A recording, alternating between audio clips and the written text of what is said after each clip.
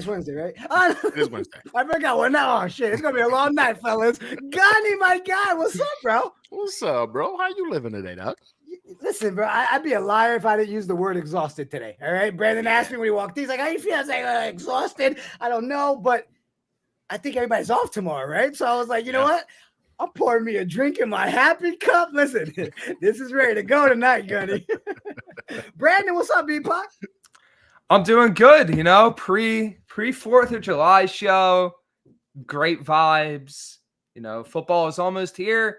The new NCAA video game's almost out soon. You know, I couldn't be better, to be honest. The timeline's going crazy over the game, man, and I'm one of them. I'm excited, bro. It's been so long. And let me apologize to everybody in the chat. All right. Yes, I know it may not look as good as it normally does because we don't have an Abby or an Italy hand, but it's still the same group of people. They deserve some time off, you know? Italy's dealing with a lot. Italy, good luck with everything, bro. We love you. But guys, I figured we'd have a lot of fun. We'll do the second half of building the worst roster ever. Listen, we should have done defense first, guys, because I don't think the defense is gonna hurt anywhere as much as what that episode last week. That shit was brutal, bro. Yeah, that was heartbreaking last week. No actuality. I went home. I got the show, took a shower, had to have the wife hold me a little bit. I just felt some type of way. He's like, let me be the little spoon tonight, honey. Shout out to everybody in the chat. I started choking midstream of my sip. I see I got Todd is in the building. What up, my guy? Appreciate everybody hanging out. Guys, we'll do it again. We'll give you options so you'll be able to choose. We're going to drop the open panel link throughout the show so you guys can come up, give us your names that you want on the defensive side. But I thought last week we started off pretty good with let's jump into Brandon's crazy brain and see what he did with Jets X Factor this week. So what we got? Do you agree with PFF's ranking for the New York Jets O-line? Brandon, I got to tell you, bro, before we even jump into the article, you one professional-looking motherfucker in that picture, boy. He really is, though. You know, cheers to you, Brandon. I got to get dressed up sometimes, you know. I'm a very casual person, you know, t-shirt, shorts, sweatpants, but you know, sometimes you got to put it on. So let's talk about this article, bro. Went through it yesterday, read the whole thing. Fantastic. I know Gunny and I talked about it a little bit, but break it down for the people, you know, kind of give us the insight on what happened with PFF. Because again, let's be real. We're not used to a world, guys, where PFF is talking to us in a, you know, positive light. So this is huge for us in an extent. Break it down, B. Yeah. So basically this ranking, PFF's been going through all the different position groups in the NFL. I'm sure we'll get to it later in the show. They're very high on the Jets defense. In fact, they think the Jets defense might be the best in the league. But when you're looking at the offensive line group, it comes back to everything I think Jets fans have been talking about this offseason. This is a really damn good unit on paper, right? You added Tyron Smith, who when he's on the field, even as veteran as he is, one of the best offensive tackles in football. You add Morgan Moses, who, while he might fly a bit under the radar, has been one of the best right tackles, if not one of the most solid right tackles in football. You have Elijah Vera Tucker, who is a very sturdy player when he's been on the field, but that's been the issue. You know, he's just got to stay on the field. And then you have potential. You have John Simpson, who some people think could take a leap. You have Joe Tippmann, who has all the talent to be one of the best centers in the league. You have Olu Fashanu, who isn't even a projected starter after being drafted in the first round of this year's draft. So I think what it comes down to is rankings and power rankings. And this is something that aggravated me about the obviously clickbait. Pro Football Talk, Jets are the 25th best team in the league ranking. Frankie from Flatbush, he let it out real quick. He's like, yeah, but Mike Floro said for 25, we're doomed. But this is the thing, right? Objectively, and this is the biggest thing I could say. Objectively, this is one of the best rosters the Jets have had on paper. And that extends to the offensive line. But everybody knows that. We all know the talent that is on this team. It's a matter of staying on the field. It's a matter of executing. It's a matter of actually winning games. So, yeah, it's awesome that the Jets have a top 5 offensive line before the season starts. It's awesome that their cornerbacks, linebackers, and defensive line were ranked the best in football. But until that translates to consistent on-field success, until it translates to wins, it just doesn't matter because all it is hype. We saw what hype did last year after 4 plays in the regular season. Mm-hmm. And I hate to be as blunt as I am with that, but it can vanish in an instant. So you can't project for injuries despite what certain writers may say or do. You can't project for, guys taking a step forward or back or slides that you didn't see signs of the year prior. So you just have to go with what you have before the game start. And the Jets have a great roster, and it's up to them if they can capitalize on it. So it's a great ranking, but we'll have to see when everything happens on field. Gunny, I'm going to let you talk on it, bro, because I tell you, this Brandon kid knows what he's talking about, I guess, Oh, he got Gunny with the mute button. He definitively knows his stuff, man. You got to bring your A game when you got freaking Brandon on the show. But yeah, man, in terms of the rankings, I thought personally I was surprised that they were ranked that high, right? I was definitely surprised. I think when you take into consideration guys like Joe Tippmann who were hoping. Oh, hold on, Johnny, Gunny, I don't mean to cut you off, bro. I'm sorry that your end of your sentence interfered with the beginning of mine, but we got to bring this guy up real quick because our boy just checked in with us. This man checked in yesterday. I don't even know how many hours it's been that his wife has been in labor. Are we getting the first look? Yeah! Johnny, oh, congratulations, Johnny. Congrats. Oh, look, she's adorable. Newest Jets fan, baby Addison. So got another one. All right, my bad. I just wanted to show you guys some love real quick. Oh, all right, bro. I stopped instantly, bro. We heard the wife in the background. Congrats, bro. We love you, bro. Congrats, brother. Oh, I had to. Oh, Johnny, thank you, bro. That was awesome. Yeah, he stopped by the show this morning and was in the chat. He's like, and I don't read the comments before I pull them up, sometimes. And I was like, congratulations, Johnny. And then when I pulled it up, it was like, still in labor. 14 hours later, I was like, oh, never mind. I'm sorry. So he just showed up now. Congrats to Wifey and Johnny. Man. We got a new Jet fan. Got yourself a fresh one. They're the best. The first look. Got a fresh baby. They're the best, man. New Ring of Honor member. All right. Back to the show at hand. Also, shout out to the 97 people rocking with us so far. We're only 10 minutes in. We're going to have fun. Okay. Listen, it's the night before 4th of July. So most of you don't have to work tomorrow. All right. So listen here, chat. Some of you are used to seeing this cup in the morning and you think it's coffee because it is. At nighttime, I refuse to admit what is in my drink. We'll check in 20 minutes and see where I'm at. Gotta get back to the O-line, bro. Just make a poll for it. Have them vote. Let's see this. What it is.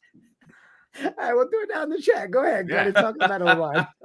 In terms of the O-line, listen, I was surprised that they rated us that high, right? And you're talking about PFF, which is a group that's been notoriously highly negative when it comes to the New York Jets. But ever since they fired that PFF George, clown, they seem to be getting some legitimate statistics, some legitimate data to make their predictions and, of course, their analysis.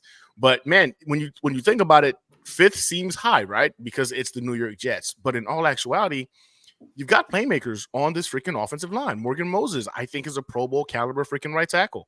We know Tyron Smith is an All-Pro. He was an All-Pro just as recently as last year. Freaking Joe Tippmann was on the all-rookie team in terms of his performance from last year. He's only going to get better, I believe. AVT, when this dude is healthy and can be on the field, we know Pro Bowl, dare I say, even all pro level freaking guard.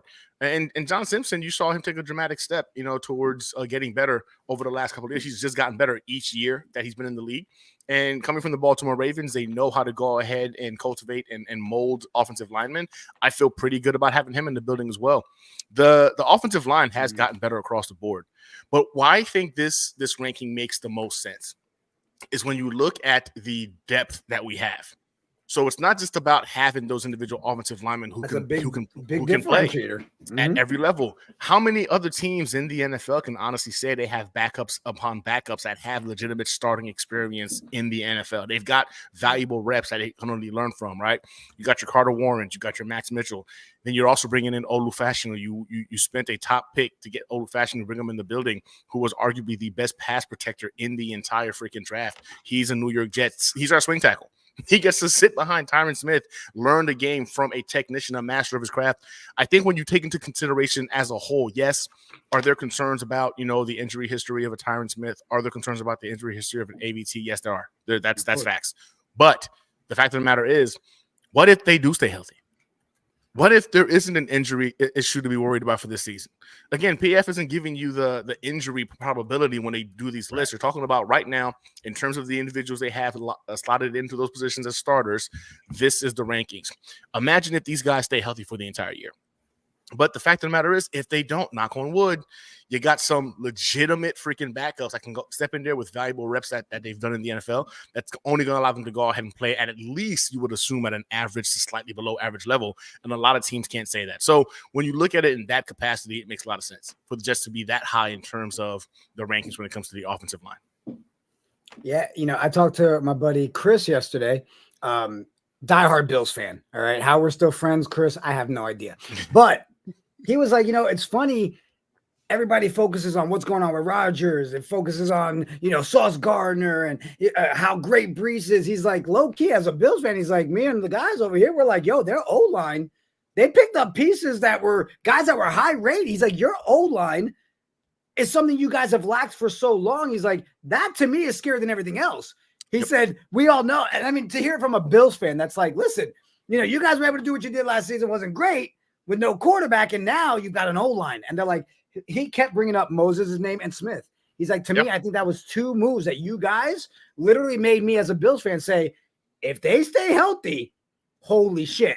To hear it directly from a guy who forever has been like, you're a Jets fan, and throwing it in my face, all of a sudden going, oh, shit, we might have a problem. That's good to hear, Yeah, and it's different. I think it's really different because I think this Bills friend of yours is a genius because a lot of people will sit there and talk shit about, Aaron Rodgers, Achilles, what if he sucks, right? They'll talk shit about freaking Sauce Gardner as the holding merchant. But in all actuality, I think the best improvement the Jets did this offseason was fortifying that offensive line.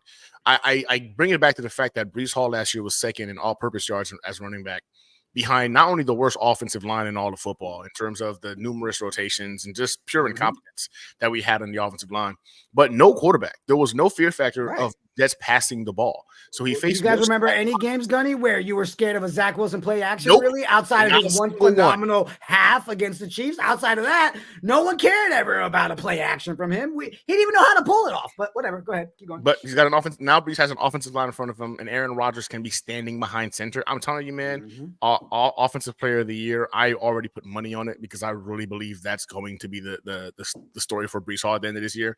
I think the biggest offensive contributor for the Jets is going to be Brees Hall, and a lot of it has to do with one, that offensive line, and having a quarterback, even if he's an average quarterback behind center, that makes defenses play defense respectfully. I'm glad you said it, and then I saw what Frankie put in there because Frankie, I'll pull it up. Yeah, people really sleep on Tyrod Taylor. I love that you said that, Frankie, because when we had Cynthia Freeland on the show when we came back for that first episode, she even said it. Tyrod Taylor is that great signing for the New York Jets, like an important backup quarterback. The first time in forever that we're like, hey, even our backup, worst case scenario, is still better than most of the starters we've seen in years. Facts. So, Frank, I had to point it out because that was a great call. You know what? So we said PFF with the O-line, right? They might actually like us, guys. I'm just telling you. A little bit. They might love the Jets. PFF, you don't even have to sponsor this episode. We're gonna throw your shit all over it. But guys, linebacker unit number 1, secondary number 1, defensive line number 1. Now I'm gonna be transparent here. Okay, yes. If they would have been talking bad about them, the conversation would be me being like, PFF never paid us any attention. That's fine. Today, though, I will take every chance I got to say, hey, Brandon, did you see PFF? They ranked us not. How you feeling about the defensive rankings, B? It comes back to everything that I said previously, right? From an objective lens, and that's the most important thing. When you're this far out, you just have to look at things objectively. Projecting things in June, July is very hard. The best time to do that is once you get the training camp, once you see how the team fits together, meshes together, how the new additions fit, et cetera, et cetera. The cornerbacks, I think it's the best group in the league, right? Between Sauce Gardner, DJ Reed, Michael Carter II, inside and outside versatility, the slot, you have it all locked down. Linebacker, I think CJ Mosley has been somehow underrated in terms of his on-field play, but is properly rated in the sense of his leadership and what he brings to that defense. You see the difference when he's in there, when he's not in there. Quincy Williams is proof of what this defensive coaching staff can do in terms of developing players, in terms of taking them from where they first got them to where they can be key contributors. I think the next guy at that position group is Jamie Sherwood. I'm very excited to see what that looks like. And I'm excited to see if there's any other UDFAs that they brought in. I would have to dig deep into that, and we would have to see training camp if there's anyone else on that Quincy Williams path. When it comes to the defensive line, I'm very interested that they were giving the number 1 unit, considering the losses they had with Bryce Huff and John Franklin Myers and even Quentin Jefferson, who had 7+ sacks. I think that's the biggest projection one, because I think if everything clicks, they could have the best defensive line. But it's just a matter of, hey, does Will McDonald take the step forward? Does Hassan Reddick keep his production up? Does Jermaine Johnson take that next step forward? And it all circles back to the same thing, revolving around every aspect of this team. And I get that this part of it usually is reserved for the offense. It's usually, the offense needs to prove it. They need to prove it. They haven't done it yet. I would say for the entire team, it all comes down to results on the field. The hype is amazing. Okay. The hype is great. And I think this team should be getting hyped because I think they do have the talent to cause a lot of damage in the AFC and make a lot of noise in the 2024 season. We just need to see it on the field because there's a lot of unanswered questions. There's a lot of unanswered questions that you just need to see play out. But that's the thing. And you said so many pieces to dissect in that. And I'll throw it to you, Gunny. And then we'll also have to address the freaking fireworks situation behind Gunny. All right. Because if I find a flight quick enough, I'm headed out your way tomorrow, dude. All right. But first, you said the CJ Mosley conversation. And you know my affection for CJ Mosley, right? I'm always high on CJ. But I think that's something that's so underplayed is the Yoda skills that he did bring, right, to Williams. Who is that next guy that's going to be able to benefit from a CJ Mosley and now what he's helped in Quincy, right? So you can only expect that linebacker group gets better and better. But here's my question for you, Gunny, before the fireworks. Do you see a world where there's an area on this defense that we could possibly see a dip this season? Because it's easy to sit here and talk all high on a high, but do you see any dips in any unit that you're concerned about? Yeah, I want to be honest with you guys. I think it's the defensive line. In all actuality, when I look at it, as much as I feel confident in terms of the talent level, I think there's some components we're going to be missing in terms of a JFM. I think missing on Al is going to be a big deal as well. I think we don't really have that I guess you can say not the stereotype, but the typical run stopper. We don't know if we have that guy right now in the defensive line, and that's going to be a concern. We had trouble stopping the run last year when we had a typical guy that does the run stopping. The run stuffing defensive tackle to me was something I was really hoping we would take care of, but we didn't. In my opinion, I don't think we did that. I think Quentin Williams and Jermaine Johnson may be our two best guys that can go ahead and be an impact and stopping the run. Right. And that is concerning to me. So I do see a world where the defensive line, even though it's rated number 1 now, I think a lot of that is based more so on its ability to get after the quarterback. But in my opinion, you got to take into consideration, stopping the run. And I think they're missing that aspect when it came to this ranking. So when I saw defensive line was number 1, I was just like, I love to see it. APFF, appreciate the love, you know what I'm saying? Right. But in all actuality, I did have some hesitation in regards to whether or not I look at this defensive line and think, all right, yeah, I think we can get after the quarterback, but who's stopping the run? You know what I'm saying? Like, where's that guy at? So there's some concerns there. So you're hoping that we're going to coach these guys up and you're going to see a couple of guys, like Kinlaw potentially maybe elevate his game a little bit and become more of an impact. Hassan Reddick, again, one of those guys who gets a lot of credit for being able to be an impact in the run, but that's a lot more so based off of him blowing up a lot of the blocks, getting into the backfield to stopping those runs. He doesn't set the edge very well. If you really go back and you watch some of his tape again, I really believe the best 2 guys on the roster is Quentin and is of course freaking JJ when it comes to run stopping. So the D-line concerns me. So that's where I would probably go with in terms of taking a step backwards. And that's why I wanted to ask you, and Brandon, I'm going to ask you that same question second, is because again, right? It's funny that no one's going to dissect the Jets better than Jets fans. Okay. Like when everyone else is high, we're still looking like, hey, we see what's going on. Right. So again, I agree with you. That might be the little area. It's like, hey, what are we going to get from that? Right. What is happening with the Reddick situation? So yes, there's a lot of question marks around there, but then I started thinking, Gunny, would it actually be a dip? Because if we're getting offensive actual production where we're not on the field defensively all freaking game, then automatically we're already getting fresher legs. We're getting a better defense. So I feel like that might balance itself out in helping with that run stop. And you're right. Having a legitimate NFL caliber offense will help the defense quite a bit. There's a scenario in which we have to pin our ears back and get after the quarterback more so than worrying about stopping the run, and it balances itself out. But again, in those games where it's going to be a freaking a shootout, I think then you bring into question, can we go ahead and slow a team down that has some running backs that can do some damage? The Miami Dolphins, I think, have a stable of backs that we have to be concerned about. James Cook showed he can go ahead and be an issue when it comes to the run game. Yeah. Even Ridley for freaking the Patriots, I think, is one of their better, if not the only offensive weapon that they really bring to the table. So again, there's going to be those games where you're going to want to go ahead and be able to, get the guys off the field, stop the run. And I question it because we struggled with it last year.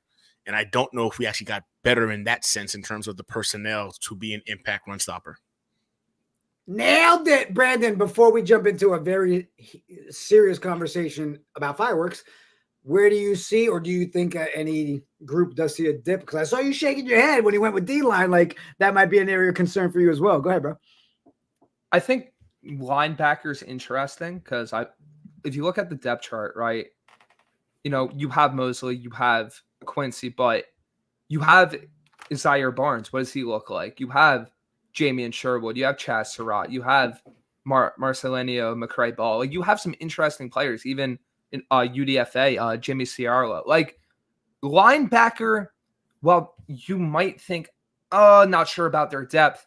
It's like the one position along with defensive line where I'm like, okay, they're going to be able to figure the depth options, and they'll be able to sustain themselves if something happens to one of Mosley or Quincy.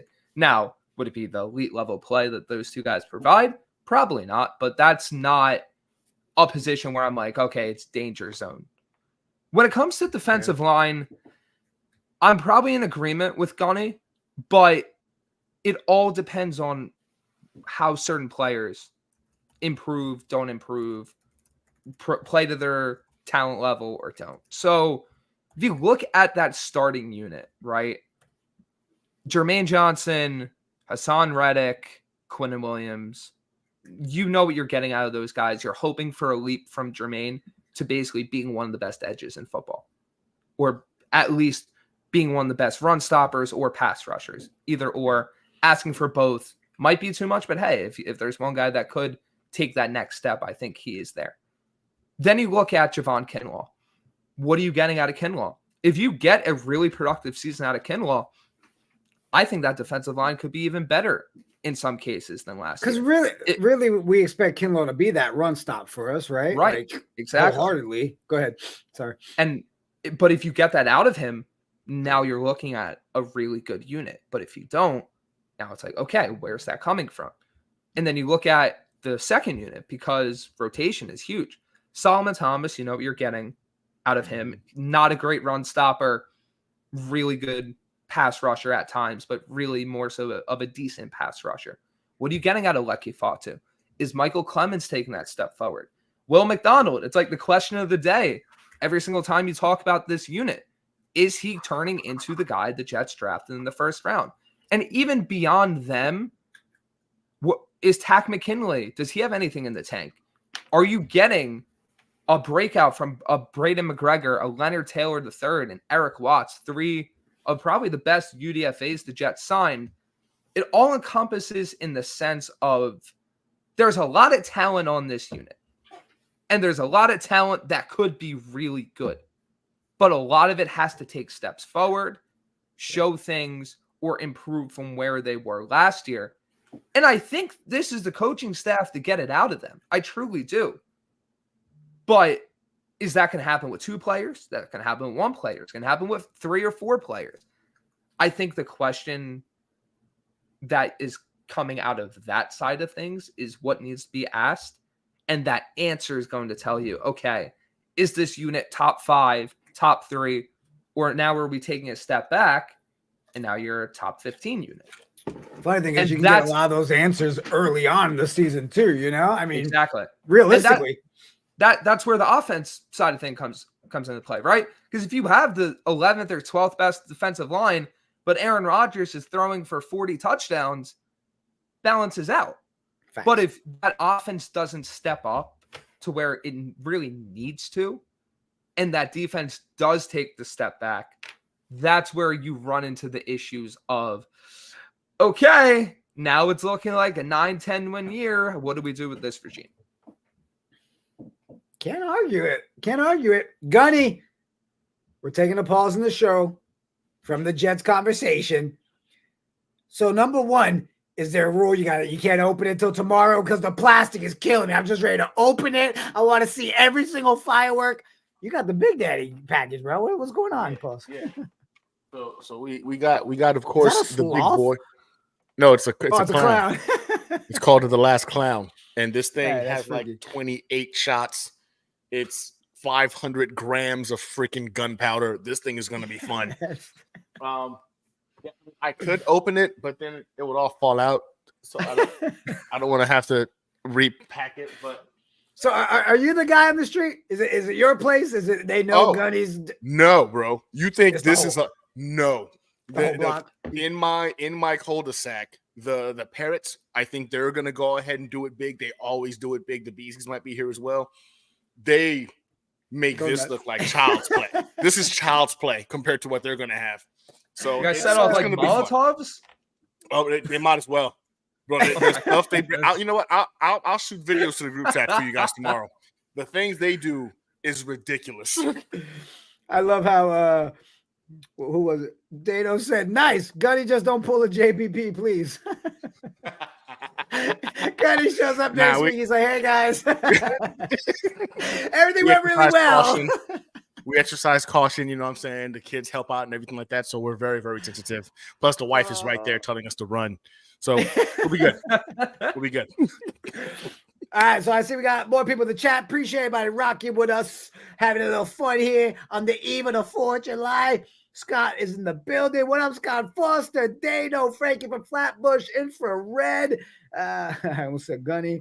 Mr. Business. Appreciate all you guys in there. Dan Murphy, I see you, my guy. All right, before we start building the worst team, I brought something up that I didn't even bring up to tell you guys yet, but since we were staying on the, look, people talking positive about the Jets, PFF, keep the good vibes going. I read this article, okay, and I was like, you know what? This is a good one to talk about. Evan Massey wrote, the 4 must-target fantasy football players on the New York Jets.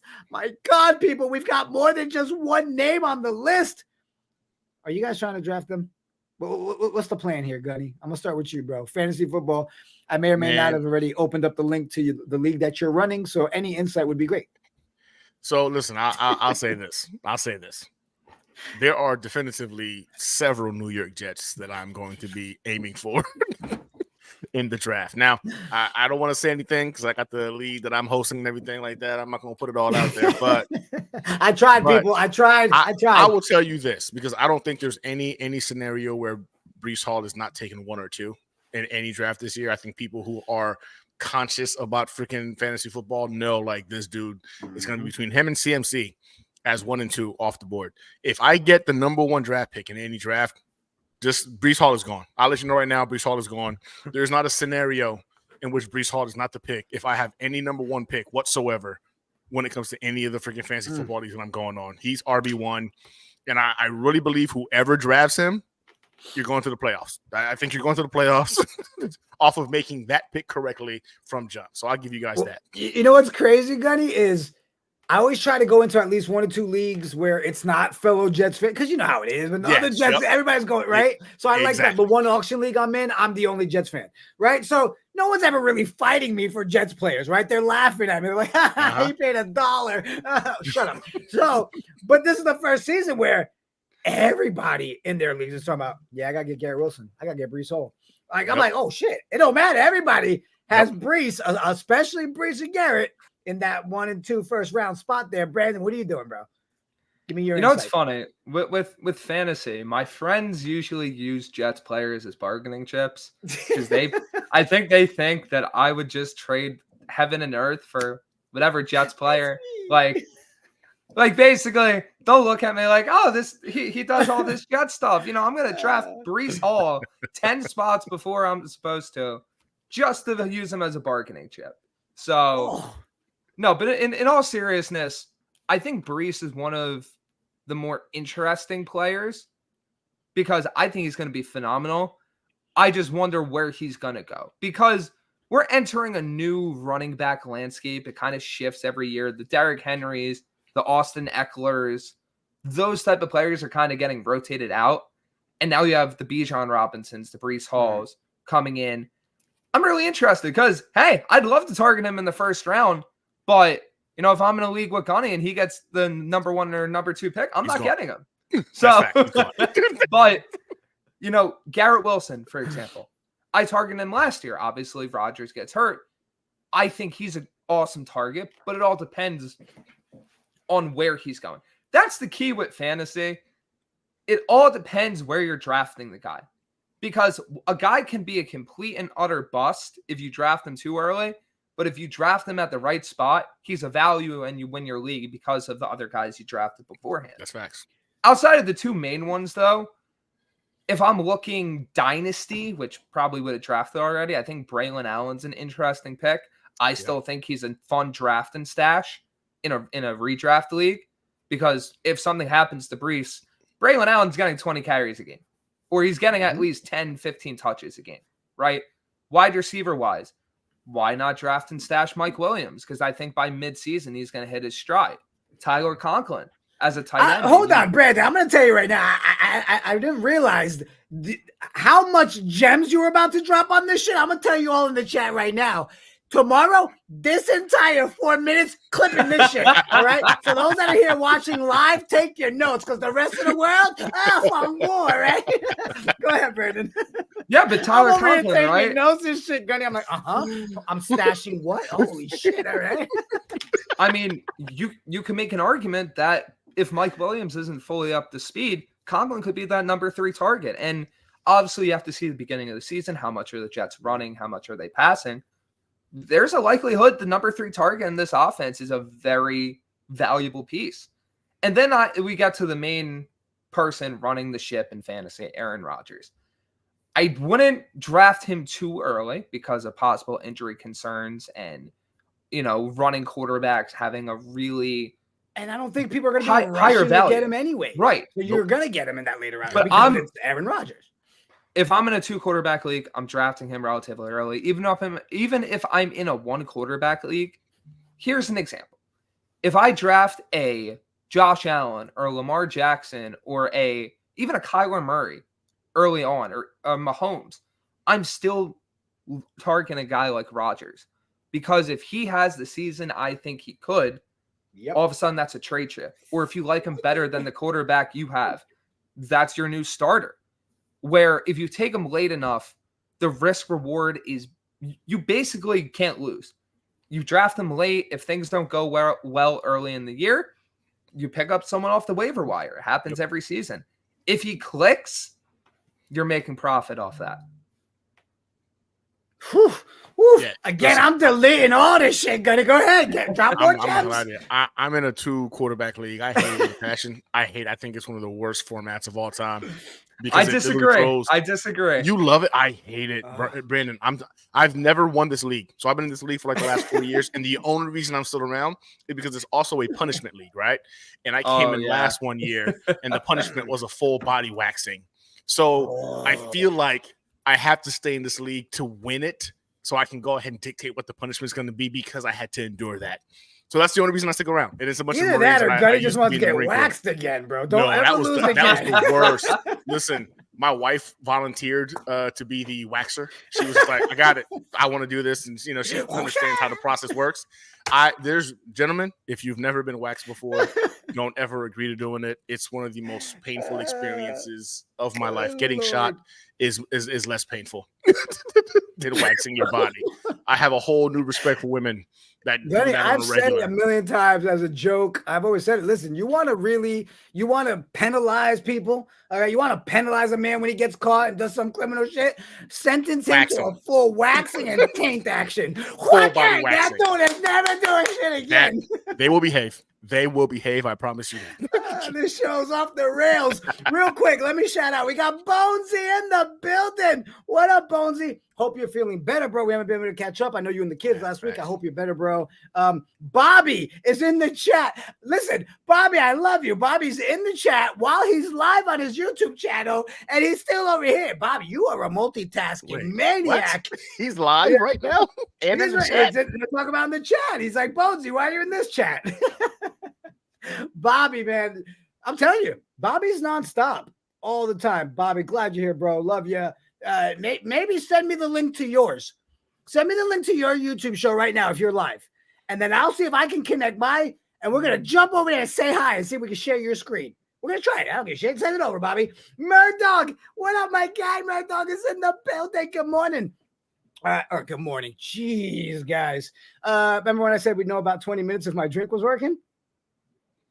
I think it's working. Is it working? I think it's working. Mr. Business is in the building. How you doing? All right, let me make sure. Guys, please stop me from saying good morning. All right, so how do we want to do the defense, guys? Because I felt like with the offense, we had so many options to choose from, right?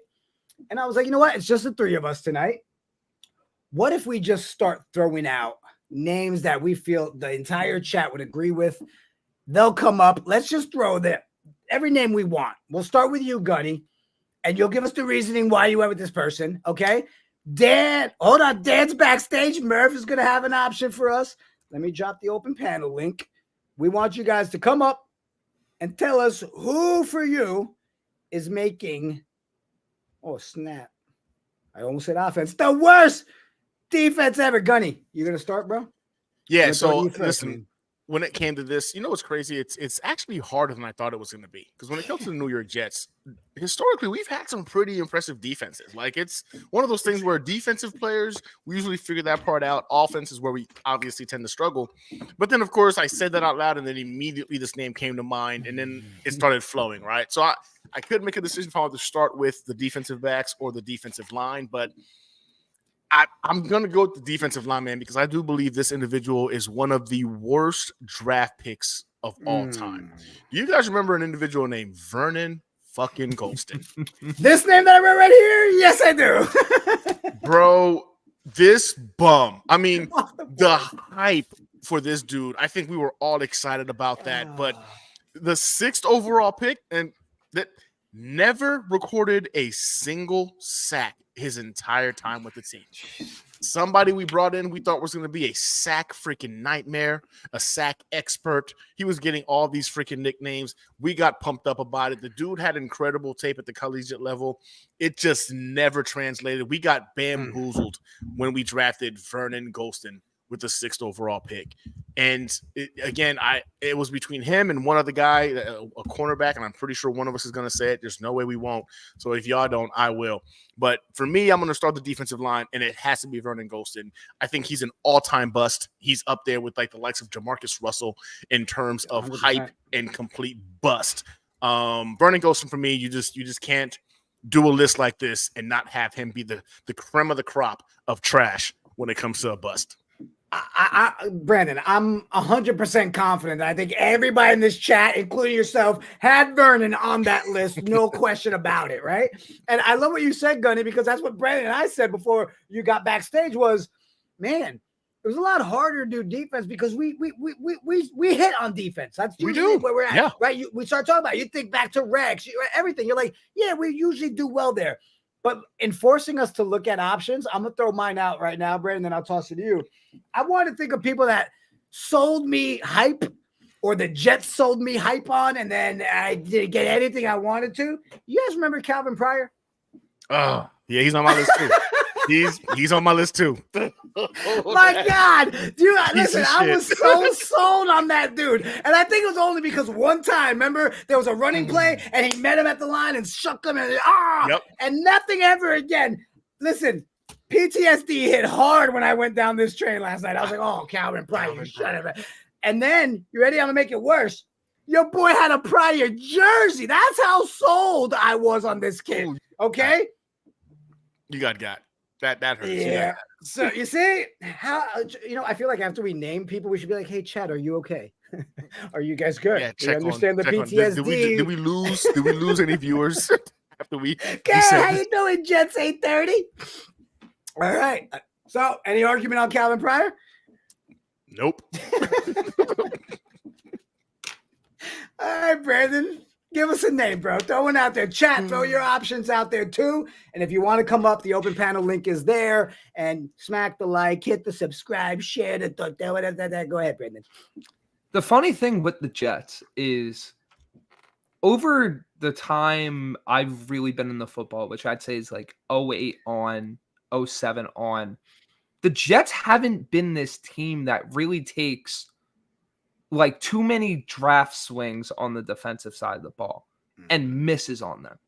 It feels like the majority of the defensive players this team drafts, whether it was in the Rex era, the Bowles era, or the Saleh era, have really been good or elite players, and that makes the guys that are really bad stand out, makes those names just burned into your mind.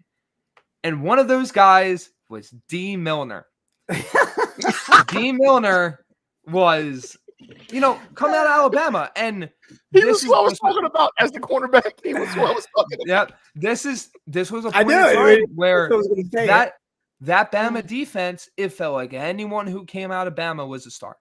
Felt like almost every guy, whether it's on defensive line, linebacker, safety, corner, felt like if you were drafting from that team in that time frame, it was a hit. You were getting, at worst, really productive NFL player. And Milner comes in, right? He has the size. He has the athleticism, the tangibles. Everyone thinks he's going to be this stud. Simply wasn't. And it made it that much worse because this dude was being hyped as like the next Revis, or if not that, the guy to basically take over for him. Yeah. Right. And that it's a great dichotomy to see what the flip side of the hyped cornerback looks like from Sauce Gardner and what the differences are. And it's very hard to evaluate cornerback at the collegiate level because you have a guy like Milner who looks like he can do everything that fails. And then you have the opposite side where Gardner looks like he can do everything and turns into one of the best cornerbacks, if not the best cornerback in the league. But Milner, man, just one of those players where You I gotta tell you, B, you expected so much, and he was one of those ones that I didn't get sold on big time. And you know why? I think it was. He always just looked like a baby. Like, I felt like he never grew up. Like, he got old, but his face, you know what I mean? Like, I just never was bought in. I'm like, that kid needs more muscle. He needs more weight. Like, I always felt he was, I didn't. D. Milner had me sold, man. And I was one of those idiots who thought he was going to be the next Revis 2.0. I was one of those morons. So I'm with you, Brandon. I was really disgusted in that dude in terms of how I think for me, I was more mad because I got sucked in. I really bought into D. Milner. The way you bought a Calvin Pryor jersey, I bought a goddamn D. Milner jersey. And I think a big part of it too, and this is another part of things you can't project. He got injured. He tore his Achilles. Yeah. And this is a point in time where, you know, Achilles injuries that was the death knell. They still kind of are. There's still one of those injuries where it's iffy if you come back from.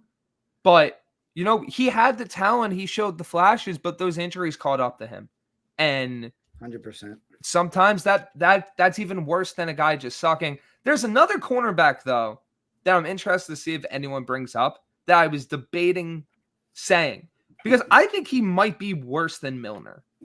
So I'm really interested to see. Well, I've got more quarterbacks if we want to go down the lane. I've got cornerbacks too. I've got more for you. You know what? Before we throw another one of ours, let's pull up somebody from the chat. Let's see. A different name we haven't seen yet.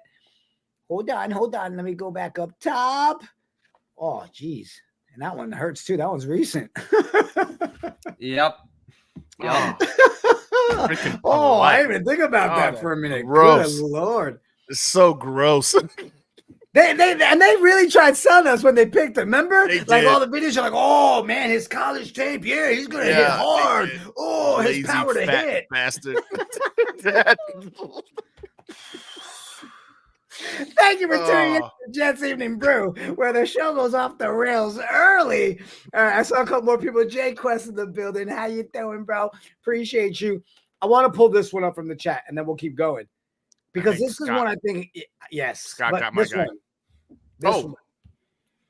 I didn't put him on the list, right? Because player-wise, I mean, he wasn't the person, the character, not a fan, period. But I want you guys' thoughts. Like, do we look at Jamal Adams as another waste here in the New York Jets? I'll start with you, Gunny. Yeah, I think Jamal Adams, in all actuality, I think we enjoyed the boom plays. We enjoyed, you know what I'm saying, the excitement he brought. We loved his energy while he was a Jet. But I find myself really pondering on whether or not he really was good at playing safety in the NFL. Should have been a linebacker, but whatever. Should have been a linebacker, right? I mean, the dude really didn't play safety well. Like, he wasn't really. It was best when he was up in the box, putting going for the quarterback, or getting after the quarterback, and that was the thing that I think really shined him and got him to a couple of those Pro Bowls and all Pro. That bag, and I believe that the system got him to that. I don't even know if it was really he was good. I think the system was built to make sure he was somehow effective on the defense. He was a liability in coverage. They knew that. They had wasted a high draft pick for him. They wanted to hide the weakness of him being a safety, and they turned him into a freaking heat-seeking missile to get after the quarterback. So I really don't think Jamal Adams was good at playing safety in the NFL. And I don't even really know if he was a good football player. I just think the defensive scheme was built to go ahead and say, hey, you're a big dude and you're fast. Just go get the quarterback, man. You're embarrassing us. Just go get the quarterback. So that's my take on Jamal Adams. But again, he was exciting whenever he did blow up a quarterback. We're not going to be mad about that. It was a good time. And I love that you said that, bro, because that's exactly where I'm at with the cover, right? And even look, as long as he wasn't asked to cover anybody, right? Like, exactly. If he was out of position, we utilized him the right way. Hey, we found out you really suck at this coverage stuff. All right, people keep going over you, but you're really good at running like a madman, like a bullet at the quarterback. We utilized him well, but I agree with the chat, man. You know, he went from the high to who gives a shit about Jamal Adams. Brandon, how were you when Adams was here, bro? I think with Jamal Adams, it's really interesting in almost every facet, right? Because you could argue that, yeah, the scheme helped him, but he wasn't in the best position to succeed. You could argue that, you know, if he turns into a linebacker, maybe he's even better in coverage because now instead of having to cover basically the best wideouts in the game as the last line of defense, Now he's covering running backs. And now he can use his physicality that much more and stick with guys, right? I think it's also a matter of, he got utilized right, but I think he was a few years away from taking that next step because, think about it like this. How good is Jamal Adams and Robert Saleh's defense with the versatility that he showed with things that he could do on that side, right? I think he could have been even better if, let's say, under Greg Williams, they started that more so linebacker transition. And then all of a sudden, maybe you have Adams next to Mosley and you have that position locked down for the next 5-6 years. But I also think the injuries caught up to him. I think that the injury sapped him of a lot of the athleticism that still remained. I think the injury sapped him of the just explosion that he played with. Because, look, at the end of the day, he rubbed a lot of people the wrong way, but Jamal Adams was an exciting player on the football field. He was a really exciting player to watch. You watch him last year, it's gone. That play style, that aggression he played with at LSU, and that's really where I became a big fan of him. Seeing him play at the college level at LSU, I thought he was going to be the best safety in the league for years to come. It just comes down to with him, I wouldn't call him a bust, but he didn't reach the heights I think everyone expected of him. He was productive. But it makes you wonder, though, right? Like what Jay Quest is saying, though. We were terrible. That's why Jamal stood out because the rest of the team sucked.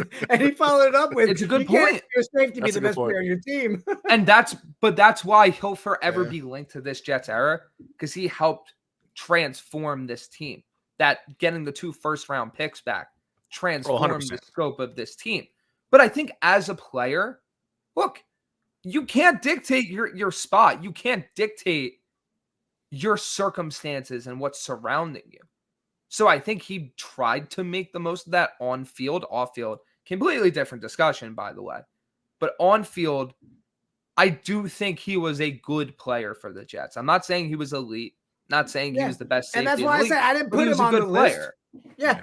He didn't make the list for me as worst. Yeah, it's not on my list. And again, that's why I said if I take my personal feelings on his mouth and the dipshit that he is, as a player, what he did here, I don't hate him for it. All right, so I saw people are starting to come backstage to give us an answer. We'll pull one up and then we'll throw out some more names because I know Brandon's waiting for us to throw out some more cornerback names. I got some for you, bro. I'm sure we got a bunch. Let me grab it. Johnny is sneaking away from the baby already, bro. Are you trying Johnny. If your wife takes your subscription away from me because you're here and now with the baby, I'm gonna kick your ass. We're gonna have problems. She just letting her rest a little bit. You know how that goes. But I heard Jamal Adams and my ears got red, bro. Look, I'll be very straightforward with you guys. I fucking love Jamal Adams. He brought an attitude that was needed during that time. But, and this is my big but, right, was who were the other players that were around him like that made him look so good? You know what I'm saying? Like, I mean, what's it? Brian Poole, I think, was our slot corner, right, during that time. Bro, I can't even name the other corners that were there or who was the other safety that was playing with him or even the linebackers during that time. I mean, that whole draft picks team, they're not even here anymore with us. And to make matters worse, Jamal's mouth, bro, like it just that sour. So now when I hear his name, it's just I'm like damn, But at the same time, thank you, Jamal, for giving us the gift that continues to keep on giving us at the same time. So it's a love and hate one with him. It's just what could have been with him, if he would have been able to just keep doing what he was supposed to be doing and be here. Hold on, Johnny. Lowski, what up, my guy? He said, did Johnny have the date? You missed it, Lowski. Go rewind the show, bro. We had baby right off the gate on the show. He said he's everywhere but the hospital room. Nah, dude, it's like, you know how it is, bro. Like, yo, you guys know I'm Hispanic, right? So I got a big ass family. Yo, and they're all there. Everybody's coming left and right. Mom Dukes brought the pot of beans right, with some rice and some Johnny, carne asada. I've said it before, bro. I think we are the only race that has a problem telling our family not to show up when the baby's born. Like everybody else, like, give us our time. You can come tomorrow. I have friends that give us times that they're like, listen, the baby viewing hours are between 8 and 11. I'm like, what in the hell? My shit was like, yeah, my aunt here, my grandmother, my mother, you know, I mean, everybody there. I told everybody they can't come through, other than my mom, you know. But dude, you should have, like, I could hear her coming down the hallway, which was awesome. You know what I'm saying, with the pots and everything. And the lady that's the nurse, she's Hispanic, so she gets it. So she got a plate while she was in there. But anyways, my bad, guys. You know, they already got baby girls, bro. That's awesome. What you mean tell. you're bad? This is awesome. Hey, baby puke. It's beautiful. Hey, there you go. You are now amongst the initiated. All right, Johnny, before we let you go to daddy duties, you gave us your Jamal take. Go ahead. While you're here, give us your defensive player that actually makes the worst defensive team. Who do you want to throw on there that hasn't been named yet? Oh, man. Calvin Pryor. Same page. That's what I went with. The Louisville Slugger. That was not a slugger. Louisville bum. And dude, and I was thinking he was gonna be so good, bro. Like, because if you look at his tape from when he was in college, he was a monster, man, coming out, bro. Like the hits all the time. And then he couldn't do that over here. It sucks, man, to say. Oh, that's why the draft is so hard to stick and land on these players, man. And what JD has done with the guys that he's getting in these later rounds, dude,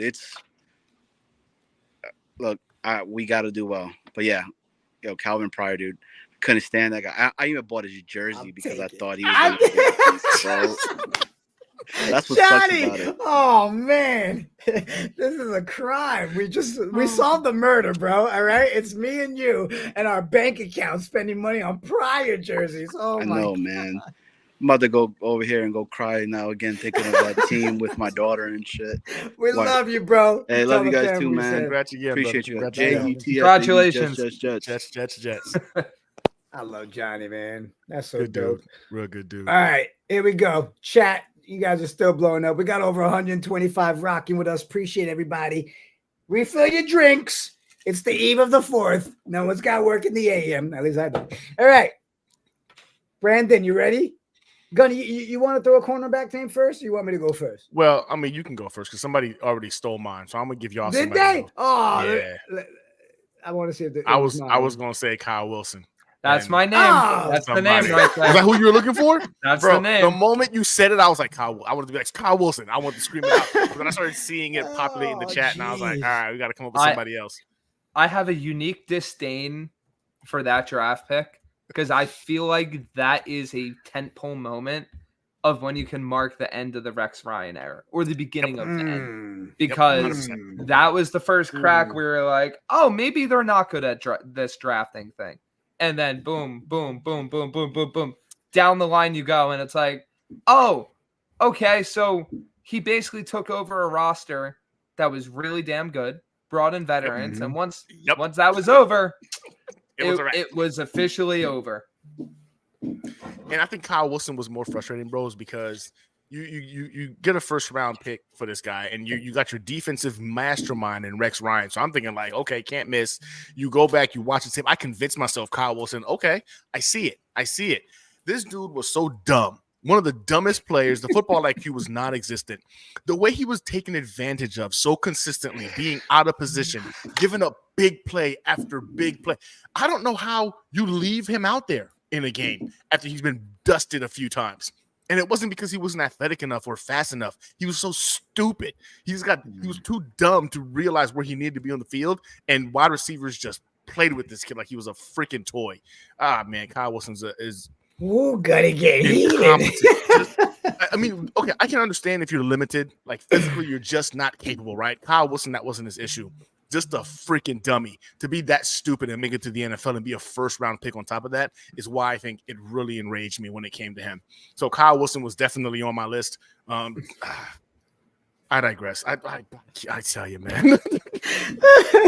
Listen, no, I'm going to build off of that. All right, let's stay with the cornerbacks and the anger, because how can we already go an hour into the show and not throw Tremaine Johnson's stupid ass on that list? Oh my God, the money! Do you remember the bag? Oh, we got robbed. And let's be real, we all were like, "Yeah, give him the money." Felt good about it. Oh my God, that Immediately fell off a kill cliff. me. Immediately. Literally a steep cliff. It wasn't a gradual, just boom, no. cliff. The moment he signed the contract, cliff. Yeah, it was done. You thought you were going to get a good 1 or 2 years out of him before you started to see that decline. Maybe even just one. We saw you nothing. got nothing. You got nothing. It's one of those ones to this day. It's just so confusing because you look at his tape the year before, and then and it's like he was a monster on the Rams. He was a monster. Night and days. Like, I feel like that doesn't even do it justice. You know what I mean? Like, it was just like, no. It was one of those ones. I know every one of us did the whole, man, that freaking curse is real, right? And under there. Also, right, it kind of speaks to, we talk about the draft being a crapshoot. Free agency is a crapshoot too. Yeah, look at Le'Veon Bell. Look at Laken Tomlinson. Like, there are multiple examples, and even if you go outside the Jets too, where guys look like they're these great signings, and then all of a sudden, next year, it's off a cliff. It's like, okay. And sometimes the warning signs are there, but sometimes they're not. It's a give or take. It truly is a give or take. That's one that I will never, ever forget. Yep, you said it, Bonesy. Yeah, it was horrible, dude. All right, let's throw another name out there. Brandon, you go ahead, bro. Throw us another. Any defensive man, doesn't have to be a corner, whatever defense. Who else is on this horrible? Oh my God, he didn't even wait. Yeah. Darren Lynn. He's had that one on his tongue for a minute. He's been waiting to drop it. That dude's is he the one who had the case? He's the one that had the case, right? Yeah, right. Let me pull him up. The cocaine charges, yeah. Yeah, no, he's a scumbag, but yeah, he's a. I wanted to make sure I had the right guy. He's a scumbag and a horrible football player. I just undersized linebacker. You think he's going to be something? Gets manhandled in the run game, and yeah, he was just a very bad football player for the Jets. Once again, another waste of a draft pick. I'm trying to pull up stats, and I'm like, yeah, Darren Lee, there's not going to be any. You're not going to find any. It's one of those ones. Even the picture is just the silhouette of the face. You know. That's true. Bonesy says it very career. Like no bullshit. If you played with him on Madden, I knew someone would say. He said that. And I was like, on Madden, I was covering everybody and hitting everybody with that bum. In real life, he never put it together. Another one of those guys with the physical gifts. Again, he was definitely undersized, which I think every one of us thought that was questionable. Like, he's a tiny guy, but he's like a 4.45 40 or something like that. Like, he's a fast ass freaking linebacker. We thought we had our answer to Rob Gronkowski. Like, he's gonna be able to cover Rob Gronkowski. It's gonna be great. That stupid bum, another dummy. He wrote on his back when he covered him. Okay, yep, like, yeah, no. Oh, that was a good one. I'm actually surprised nobody's mentioned this guy. I gotta say it because I was looking through the chat and I don't see this freaking name. Right? How can anybody forget this bum named Quentin freaking Copus? I told you. I knew it. I was listening, and I just underlined it. I was like, he's gonna do it. He's gonna do it. He's gonna you had him on your list? Yes. Quentin freaking Copus, man. Do y'all remember how pumped? See, that's what I was saying, Gunny. When you started thinking of, all right, the biggest bust, but then you start thinking ones that were just pain in your ass that you knew were just, that was one that got on the list. He was one, man. Oh, did you, Bonesy? I didn't see it. Bonesy said he did say Copus. Okay, then I apologize. I didn't see it. But Quentin Copus, man, athletic freak, those long freaking arms. He was built like out of a lab to play football. And so we thought, right? He was bullying kids in college, so we thought it was going to be an easy transition to the next level, be a monster to get to the court. Another dummy, a lazy dummy at that too. Like no motor, no pride in his game, no pride in his craft. The worst thing than being stupid is being lazy. To be gifted with this opportunity to play at the highest level, to go ahead and stamp the game, like, you know what I'm saying? And you decide like you just don't give a shit. Dummy is being stupid sucks, but being a lazy bitch, that's a whole other level of freaking. Yeah, Quentin Coples, man. He's one of the defensive linemen that I had on my list, and I thought nobody said it, but Bonesy, my bad brother, I didn't see it. But I passed it in there too. Definitively a bum, massive bum. Can't argue it. Not at all. No, he was on my list, man. You know what? Did I say this one already? But I added him to our list. Another corner, Buster Screen. Ooh, no, we haven't heard Buster Screen. Yeah, another one that was sold on, like he was supposed to. And you know what? Maybe a couple good plays here and there, but you tried selling me he was going to be our slot guy.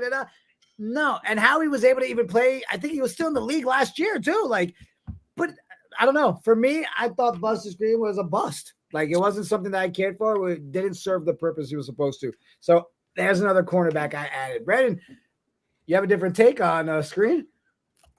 I don't know if he's in that echelon of the, D Milliners in the sense of, the injury disappointment or the Kyle Wilsons or the Darren Lees.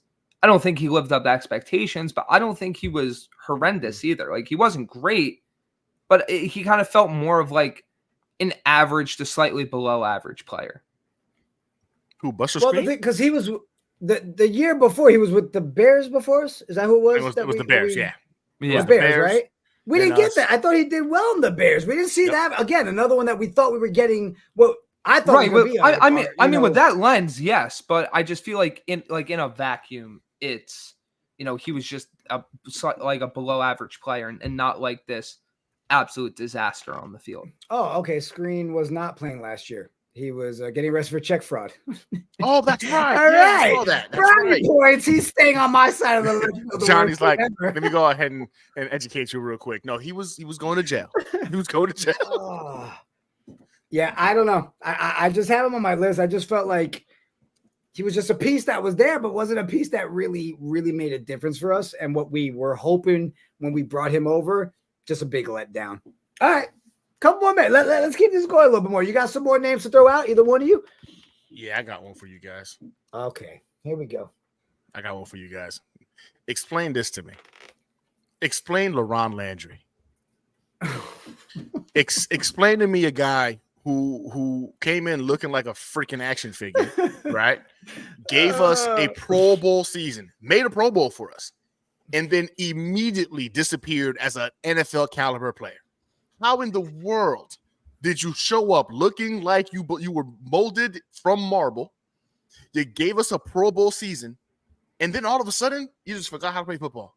It's almost as if he got CTE'd within the first year of him playing in the league, and he forgot how to play football. I'll never understand LaRon Landry. I don't understand how that decline that young when you had so much promise. And to this day, when you watch the Pro Bowl season and every other snap he took after that Pro Bowl season, and it's just like he looked like he forgot how to play football. Yeah, literally just it just disappeared. And the thing from is, his you brain. said it. He had the whole look, right? I mean, he had that Everything. chiseled freaking like you drew his chin in. You know what I Yes. mean? Like he looked like it, and then the drop off. But you know what? It's funny you said that, Gunny, because it just came to my mind.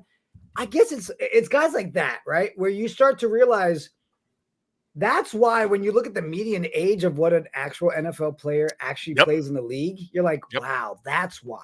It's ones like that. They give you that year and then that drop off and then they're gone, right? And then you're like, wow, the average is only 2-3 years. It's like, now it makes sense across the board, right? So, yeah, Landry, another one, man. Hype and then boom. Just disappeared. Poof. But at least it was one of those ones that gave us something for a season. Yeah, he gave us a Pro Bowl season. That's why I had to put him on my list, because it wasn't like he gave us a Pro Bowl season and then he became like average or even below average. Right. He gave us a Pro Bowl season and then disappeared as a player in the NFL. Like I don't know how, and nobody to this day can say how or why, what happened. His muscles were popping out his neck. Yeah, that dude looked like if he flexed too much, he was going to go ahead and pop through his skin. It was disturbing. Hold on real quick. Somebody's ringing my doorbell. Dan's backstage. I'm going to bring Dan up so he can give his player, hold it down and say, let me see what the hell is that. We got you. Hey, what's up, Murph? How you doing, brother? What's going on, guys? How we doing today? Man, Doing good. Doing good. Living the dream. Living the dream, bro. Yeah. I'm excited about them fireworks, Gunny. I know Bro, you me are too. too, buddy. I'm pumped. I Anything cannot that wait. goes boom, we're like, we become little kids. I'm like, all in. Yep. Yeah, all in. Yeah. Kids Yeah, already I'm trying to doing go my ahead thing and set some off Saturday, tonight. so, I'm like, no, we're not setting off none tonight. You gotta wait till tomorrow. Freaking kids. Yeah. So who's your guy? Murph? Who's the NFL defensive player that just makes you want to punch a freaking computer screen when you think about him? Well, there's a couple. I don't know who all you guys have mentioned yet. I'm seeing some Avery Williamson in the chat. I'm seeing Bryce Hall, which I don't understand the Bryce Hall thing. I think Bryce Hall was solid. Solid. If he was in like Eccles' spot, like that would be fine on most teams. It's just Eccles is maybe slightly better than him, in my opinion. But I'm thinking I think Bless on Austin was complete garbage, man. I can't believe he was starting for us for a while. He was bad, dude. He was not very good. So probably between him and I think LaMarcus Joyner was a liability too. I think he was pretty bad. Yeah, he had some flashes, but I definitely would agree on that. Yeah, his flashes to me reminded me of like Jordan Whitehead's 3 picks last year. You know what I mean? It's just like, I guess a broken clock is right twice a day. So it happens. Yeah. What was I thinking? Do y'all remember Marcus Gilchrist? Yeah. Oh my God, bro! Another one of those guys who we brought him in. We were really excited, thinking that okay, this guy's going to go ahead and solidify the safety position for us. Couldn't cover worth a damn. It was missing tackles, inconsistent. Like I don't understand how these guys come out of free agency and they're playing above average football or good football, and they put on the gangrene, man, and it's almost as if. It's like y'all remember freaking Space Jam where the freaking aliens when they touched the ball they took all their freaking it feels like they throw on the Jets jersey, bro, and that's exactly what their powers got sucked out of them or something. But Gilchrist was another freaking bum that I had on my freaking list. Oh, that was a good one. Who called Gilchrist? You did? That was me. I was thinking about it and I was like, nobody said Gilchrist yet. Let me bring up that bum for a quick minute. I have a very unique one. Because it's not his whole career, but it's a specific part of his career. Okay. Post-extension, Muhammad Wilkerson. Strip club Muhammad Wilkerson. Yeah. Post-extension, Muhammad Wilkerson. Because that dude, I thought he was going to be a mainstay for the Jets for years on that defensive line. He was a beast. That jersey. I still had the jersey. It was him that had some of the drinking issue too, right? During that time, was that him or was it was no. Quentin Cope was the one that also had to go to rehab or something. Yeah. Okay, sorry. Go ahead, Brian. Yeah, but it was like he was one of my favorite players. He was my little brother's favorite player. My little brother had the jersey. He was dominating people. I remember. I think I saw at points like some Jets fans were trying to compare him and J.J. Watt at a point in time, when both those guys were having an impact. And then all of a sudden, Wilkerson gets that extension, production falls off a cliff. Everything falls off a cliff. And he was like off the team in 2 years. It was one of the steepest declines I've ever seen. And you could argue that, there were guys like a Vernon Golston that were just a bust right off the bat. They were bad. We knew they were bad. They were going to be off the team. Yep. You could argue this was one of the most impactful busts because this was a guy that everyone thought was going to be one of the best Jets defensive linemen for years. And he just fell off a cliff. It was insane. Hey, question, right? Hold on real quick, Johnny. I'm going to throw it to you. Brandon, the fact that you said that and someone in the chat just agreed because I was about to literally say, oh, man, if we're going that route, this conversation, you know what I mean? Like after the bag or signings, this conversation go on forever. Johnny, what were you gonna say, bro? Just real quick. What up, Murph? What's up, buddy? Congratulations in advance. I appreciate it, bro. Dude, there's something different when you have a girl, bro. That shit hits Rolls off different. 2 more days. I'm sharing a birthday with her, so she's automatically a legend. So Yeah. Well, yeah, she is. Yo, Murph said it, right? And this is a kind of a toss-up one for me, but I wanted to get your guys' take on it. Some people love them, some people really hated them. Avery, I think it was Williams or Williamson. Yeah, Williamson. Someone I think said that in the chat. Is what was it? Yeah, I You saw that it in the said chat it? too. yeah, Yeah, it was me. Yeah.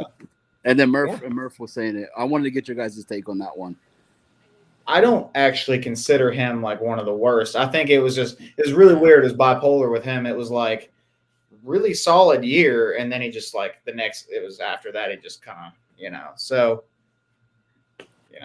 average to me. Like Another at least we one got that- good year out of it. Another Landry, Right, pretty you- much. Right. You got something out of him and then ghost. And then it was it. But he was one that I was high on too for a little bit there, man. I thought he was going to be a loved big Avery piece. Williamson. I was Yeah, pumped. I did. Because he came from Tennessee, right? He came from the Yep. Titans. Yeah. He was a Pro Bowler with the Titans and whatnot. I thought it was a freaking home run signing. And I think, this was the first year we were like, oh, yeah, okay, we're good there for the next few years. And then the very next year, okay, well, there goes the Is there another one that got hurt and then not the same? He was the afterwards? injury. Yes. Yeah. Did anybody mention Tremaine Johnson? Oh, Yes, yes. yeah, of course. You Okay, gotta I do it. figured. You got to. That's why I didn't mention him earlier. I had to make sure that that's A1. That's yeah. Jeez Louise. Ooh, Kenrick Ellis. Y'all remember Kenrick Ellis? Yeah. That freaking big body defensive tackle we drafted, I think it was 2nd or 3rd round, was a dominant run stopper. I mean, this dude was dominant run stopper in college. I forget what school he went to, but Kenrick Ellis, we drafted him in the 3rd round, and we really thought we had the next dominant nose tackle. This dude literally was built like a freaking bus. It was really hard to get around him. Somehow, some way, in the NFL, he got ran over, pushed around, got lost on the field. Kenrick Ellis, another defensive lineman that just came to mind that we drafted. I would consider a 3rd round pick, a premium pick. And you And could put a list of edges because there for a while we didn't have a good edge rusher for the better part of a decade. It felt like, I mean, up until we finally got, we signed Carl Lawson and he, whatever. But before that, oh my God, it was bad. You put any of them. Johnny. That's another one. Get some That's sleep. another Didn't one, pan out. I unfortunately. love you. Carl Lawson. Yeah, dude, I'm gonna try, bro. They come in every 2 hours, bro. So I know. That's why I'm telling you, try. I didn't say get. I said try and get some. But I just wanted to say this, man. I appreciate That you beep guys is being all right. on. The Jets community is dope, man, because of all the content that we continue to keep putting out there. It's made this pregnancy so much easier for me, bro, because that shit is nerve-wracking, man. So, yeah, I appreciate you guys, man. Yo, course, we're a Johnny. big-ass fucking family, dude, and, We just got bigger. We just got bigger, boys. We just got bigger. Not as big as your family. You ain't lying. You guys see the pink backpack, right? That's Yep, for I see it. her diaper bag and shit. You know what I mean? So, That's clean though. hey, That's clean though. Hey, At least you don't Scared. have to. Backpack. When I was having babies that were in diapers, I had to do the little purse pack that everybody else has to carry. No. And that at least a pink backpack nowadays, you can get away with that being manly. So I purposely won't lie. The first baby bag, I purposely saved up. I bought a little Eddie Bauer one because they were so dope, just so I could do like the whole thing and not have to do the male fanny pack one. I was like, yeah, y'all want to hear mine? My first one was a Jan Sport backpack, bro. I Yeah, went out for me a man. Jan I like Sport that. joint. My wife was so pissed. She was like, "You He going was to like, school?" Don't you dare take the ties off, okay? Go with the Exactly. school. Hey, I appreciate you boys, man. Keep doing your Later, thing. But Johnny. this Later, is brother. awesome Love you, and bro. very, very sad as fuck because I can't believe the list of Jet players that sucked Yeah, that we Yeah. have on here. this was dude. depressing to do. This was very depressing to Love you, Appreciate Johnny. you guys, man. Listen, Love you guys, at man. least Johnny's at the hospital. He can get some medical attention to deal with Yeah. this bull crap. Murph, you want to throw one more before we get out of here, bro?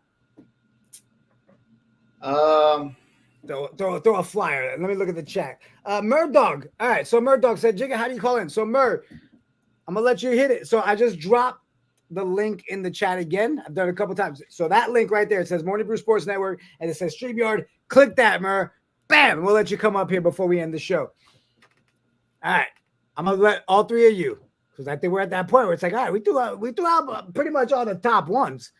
Is there any under the radar ones we forgot that really should be on this team? Go ahead. Someone throw one out there. I missed some, and I feel like somebody probably mentioned them, but Henry Anderson. Nope, nobody mentioned him. Nobody mentioned Henry. I don't even think I see in the chat. Yeah, I was like, no. About Henry Anderson. Oh my gosh, how did I forget about that bum? I mean, what did he do? Not much. Gunny, is Murdoch over on yours? What channel is he watching on right now? Murdoch is in Gunny's chat. I don't see it. Damn. Okay, so here, Gunny, I'm gonna send it to you so you can get back in the post it gym. there. Jesus. You gonna message this to me real quick? I just put in the private chat. Yeah, the StreamYard link, so he can got it. put on your channel there. I didn't even think about it. I forgot we had the other channel going too. Yeah. All right, sorry. The open panel link is now also on Gunny's channel. Everybody's like, "What? You're a liar." There's no link. Hey, what was the guy's name that punched Geno Smith? He was defensive player, wasn't he? I can Pinella. Yeah. That dude, right? Like, I mean, you got that's got to be an honorable mention, right? Like, Yo, I always called him Empanada. Like, I could never get his name right. I was like, I know what's funny? Empanada. Yo, Jigga, that's what I called him too. I didn't want to say it in front of people. I'm like, it's not the name. I know it's not Empanada. So I'm just gonna ask because in my head I'm sitting there like, what was Empanada's name? Like real name? I still don't say it right. Screw that. He's Empanada. He didn't earn the right to even care after that. Yeah, that dude's got to make the list. He's the All right, there we go. I see Mad Dog. Mad Dog, what's up, bro? Hey, what's up, brother? Dog? What's up, brother? All tonight. He's giving Murph a little challenge there, huh? Listen, listen, guys. Murdoch's always in the positivity show in the morning with us, and when his PFP comes in, I have offered this man the job of my bodyguard every morning for the last 2 weeks. Yeah, I was gonna say, I was like, well, you already got a security detail. You got me, you got Infrared, you got Big Dan Murphy, you got Hawk, you got a crew already. So I got my own offensive line. Get the heck out of here. Yeah, he said something to me today. Like, I think he was like, I don't think that's you. I think that's what he was getting. Yeah, I was like, all right, I'll call in next time I see you. You got a name for us, bro? You got a name? Who, me? Yeah, you got one that we should be adding on this list. I mean, we've got I had a few things for you though. I had a few things for you, Jigga. First of all, shout out to my man Johnny. Congrats on the baby. Jigga, you still drinking coffee? You sick bastard. No, right around 8:45, it turned into a little bit. I don't know. I saw that yellow happy face cup. There you go. I was like, this dude's still hammering the coffee. It turned into a little bit Malibu, a little mix here. You know. Oh, okay. All right. That's cool. Like I said, I wrote some stuff down. I'll save that one. All right, fuck it. I was going to say, I love your positivity show. I need that stuff in the morning because I go on certain shows in the afternoon, and I need your stuff. Well, you got a list, right? You got a list. I watch your show. I take somebody off the list. Then I watch the afternoon show, and one or two go back on it. So I need you to balance me out. I'm the constant medium for Murdoch. Yeah, you're the fucking Thanos of Jets content because you're balancing my world. First of all, Bonesy, screw you. Leave my skinny chicken arms alone, all right? It's not fair to compare this shit when these two are on here. And Gunny, what are you kidding me? Oh yeah, Gunny, veteran, fellow vet. Salute, brother. Salute to you, brother. All right, so I got my guy. See, when I first turned it on, I think I might have misunderstood. I was incorporating draft picks with it, but I didn't know you guys meant like just overall bums. But my pick was Dwayne Robinson. Nice. Dwayne Robinson for me. Good. Yeah. I put him as my number one defensive tackle bust, bro. Okay. Because I was thinking number 4 pick. We passed on Terrell Suggs at 10. Palomalu went 16 in that draft. We took this guy at 4. Now the only good thing is he was durable. I think he only missed 3 games in 5 years, but he had 14 and a half sacks in 5 years and like 3 tackles for loss or 6. Just a waste of the value, number 4 and who we could have had picking on the defensive side of the ball. We shit the bed with that one. I had such high hopes for him, but no, Murdoch, I love that you said that one, bro, because that's the one name I saved. I was like, all right, I'll make that my last one I throw out there because you said it. not only, yes, he was durable and all that, but the biggest burn as well is the other names that we missed out on. If you look at their careers, you're like, oh my gosh. That's why I think imagine having Terrell Suggs or Palomalu and watching that luscious hair every Sunday. Listen, if we had Troy Polamalu, I'm pretty sure I would have always had long hair growing up. You know, I did one time, okay? I would have been Steven Seagal in that shit every dude. Yep. I'd have grown mine out and have perms.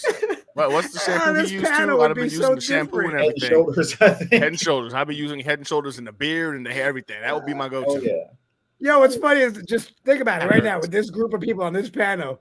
If we did have that Troy Polamalu hair and stuff, oh my God, this world would be different, people. It'd be the wildest thing. It'd be a different world. It'd be a very different world. You think I could have pulled it off? Listen, I'm down to try, bro. Let's go get a wig, bro. We would have figured it out. Oh, buddy, I do the hair flip every time. 100%. Yeah. I'm gonna pretend. Yeah. I keep getting I look like Joe Douglas. Is that true?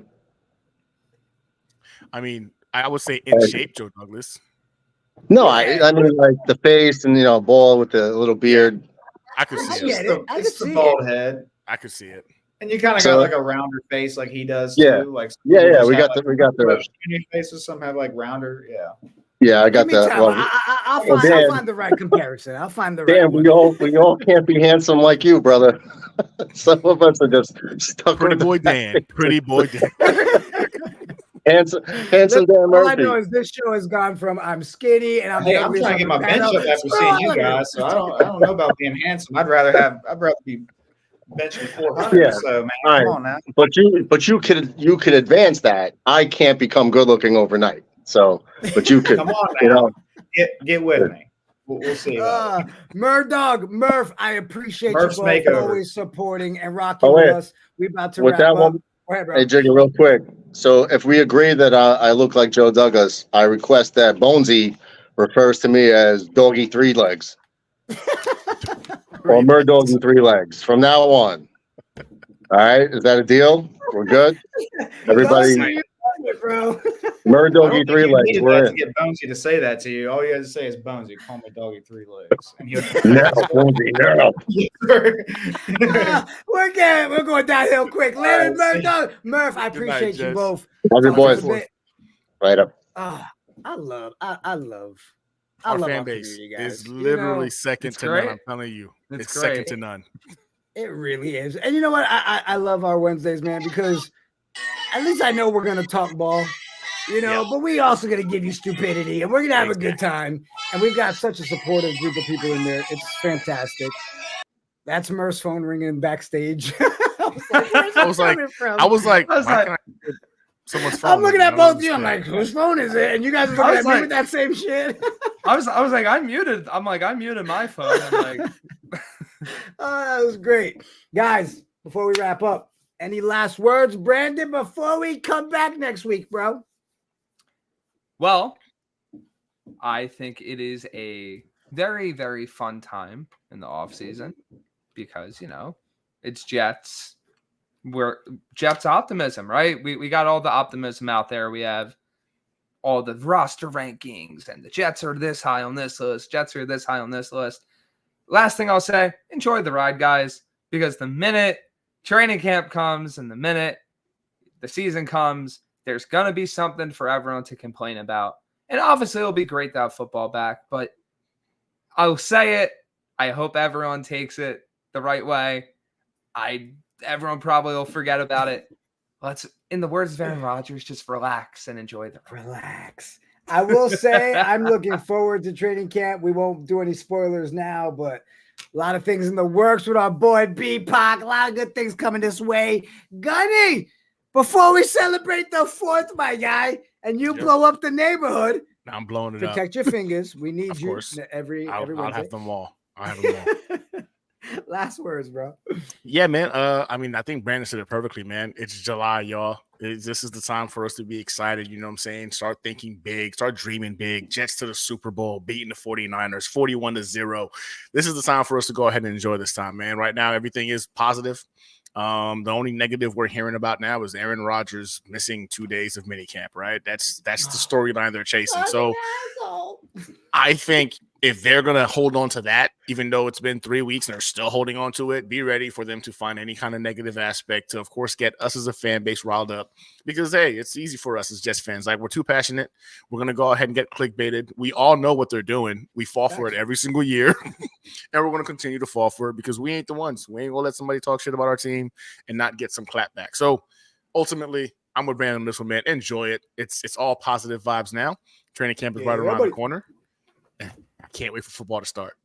Real quick, Bonesy. Yes, that was Brandon's father, Jeff, that you were talking to. I know because I saw pictures, right? So am I lying? Yes, that was his father. I'm answering Bonesy. Infra, I saw you sign in backstage to come up and then you left. So what I want to do is, Infra, I'll say it here. Next Wednesday, bro, you'll be the first person to come up on the open panel. I'll send you the link. Make sure you tune in with us next week.